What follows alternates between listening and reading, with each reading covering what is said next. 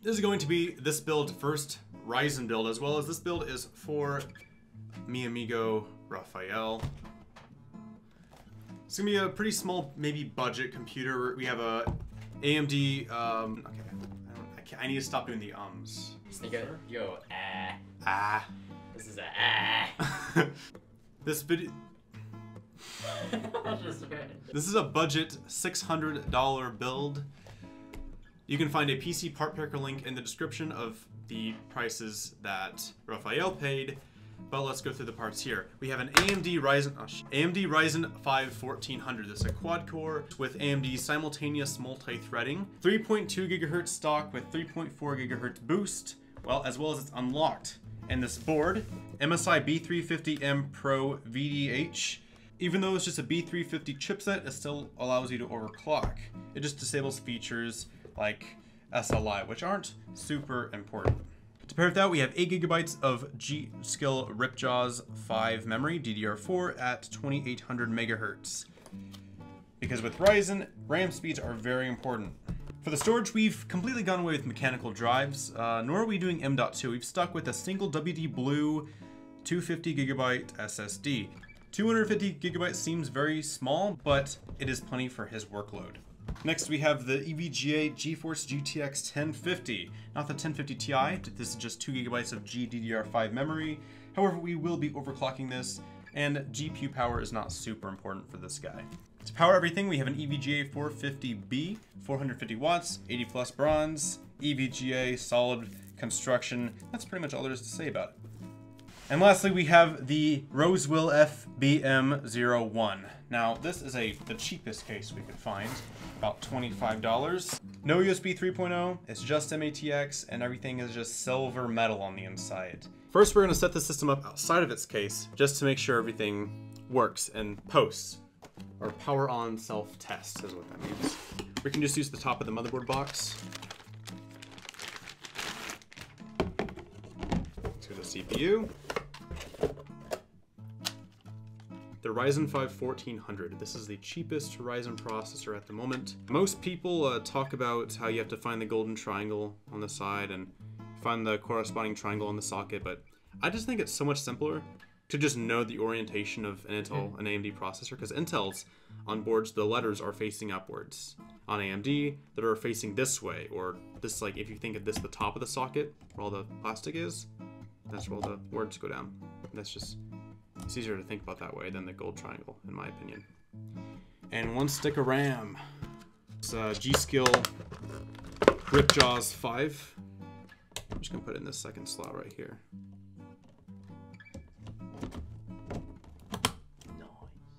Oh, and then we can install this. It has thermal paste already spread along the top. But to even install this, we have to take out these brackets. Jalen, would you like more? So I've got a Phillips screwdriver. I'm just gonna take off. So after you take off those brackets, then you can install this heatsink, and it'll fit right on top. However, we want all the labels to be this way.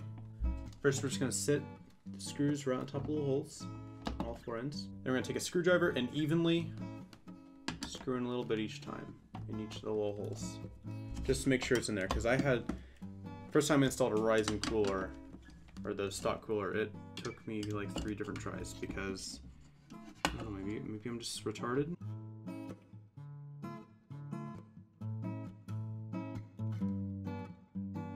Take the braided cable and find the CPU 1 fan. It goes right in there. And there you go, sir. We need the graphics card. 1050 Ti might be better value, or you can wait for Vega, I guess. Let's get some ASMR going.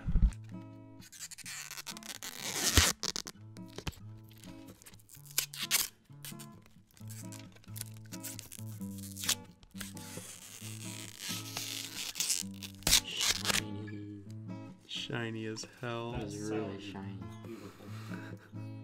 I mean, it feels all plastic, but it looks good. I really like EVGA's fans too. And on the back here for the I/O, you got DVI, HDMI, and DisplayPort 1.4. What you need to do is push this back, that. Make sure the PCI Express rubber thing has been taken off. And it just snaps right in. Make sure you just get that aligned correctly. Hang over and there, 10. That's a tiny card.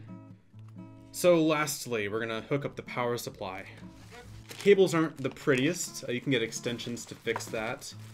But they're braided, sleeved, I mean. And we just need this cable and this one. So when hooking this up, just remember to hold these together or hook them together if you can, the 20 and then the +4. And make sure you know where the notch is, but pretty easy to slide in. Usually motherboards will have 4 or 8 pins, so they give you both just to be nice. You will have to hold them together though, there's no clip for these. Goes graphics card. Yep. So if you saw what Jalen did, he kind of stumbled upon this area for a second and then realized he should go to the graphics card. So with Ryzen, these don't have built-in GPUs or GPUs built onto the die. These ports right here, the VGA, DVI, and HDMI on the motherboard are useless until you have an APU. So until then, you will need a discrete graphics card and to plug in the HDMI into the slot, or whatever cable you decide to use. There's no power switch, is there? Do you know how to turn it on? Anyone here? Power supply. It's right here on the board. Oh, it is? You just... Oh, dang, I didn't know that. There. You short the cable, short the pins. Yep, there it is. CPU and memory change. Please enter setup to configure your system. We don't have a keyboard and mouse, so, I mean, we can just assume this means it works. Right, so now we figured out that that works. Now we're able to take it apart and put it inside the system. So we won't take everything apart. We'll leave the heatsink, or the CPU cooler, and then the RAM in here. We will take the graphics card out, though.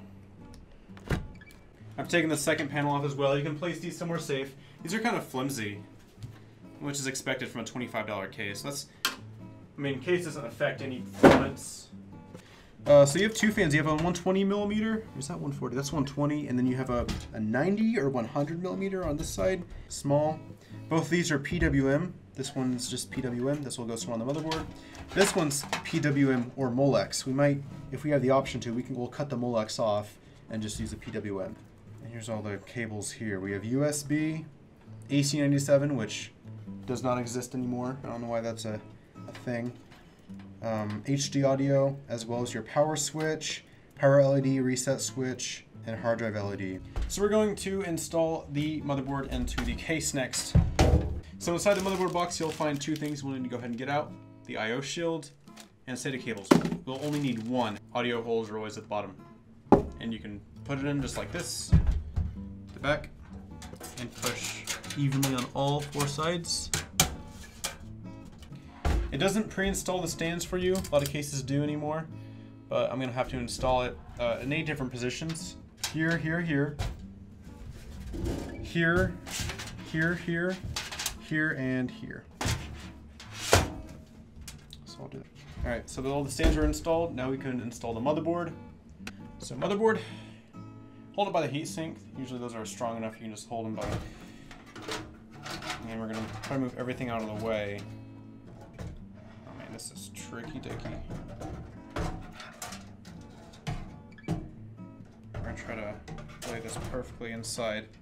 And you don't want to, let's see, on this side, you can probably see easier, there's little tabs right above the Ethernet, as well as this USB, and you don't want to accidentally push those like that. You want to get underneath those tabs.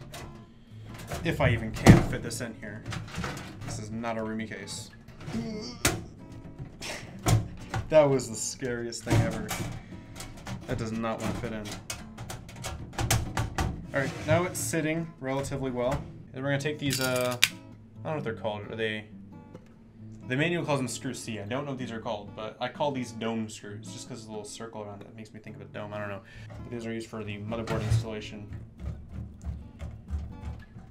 Before I install the graphics card and such, I'm going to install these case headers as well as the fans.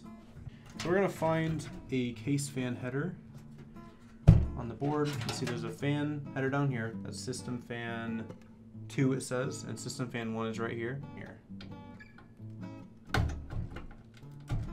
This one I don't even need to undo. It can just plug right into system fan 1 right here. I'm gonna try hiding that away. Okay, so here we have HD audio and AC97. Let's get tonal clippers and just cut these off eventually. HD audio goes over here in the very bottom corner. Make sure you line the pins up correctly. I almost did not. And it plugs in right there. One USB thing right down here. There's actually two right here. So we'll just go into the first one. So power switch right there. So it did give us screws for the power supply installation. However, we don't need these because it came with some black screws. The VGA one. So that was really nice of them. I don't want to have black screws and silver screws. Let's just do what we can. So I'm going to put the cables we don't need over in this area because we won't use 5 1/4 inch space. CD drives have gone obsolete. We will need the 24 pin. We'll need one set of SATA. We will need, the last thing we'll need is just the CPU. And driver here. We're going to use a twist tie, twist them up. I'm going to shove them in here. Those cables are gone.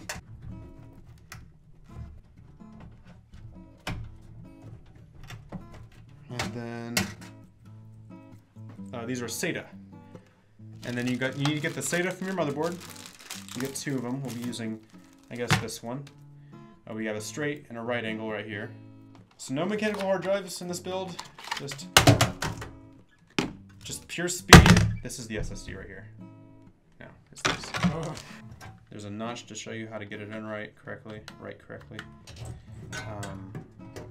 Throw it in here. Right. You want to find the SATA 1. This is the SATA power. This powers it, and this is the SATA data. This helps you do the data. Do the data.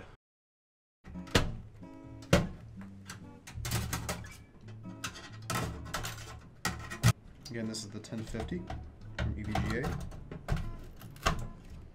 There, and then we can screw it in these 2 holes right here. So I will use the hex. Take scissors and just clip off the AC97 if your case has that for whatever reason.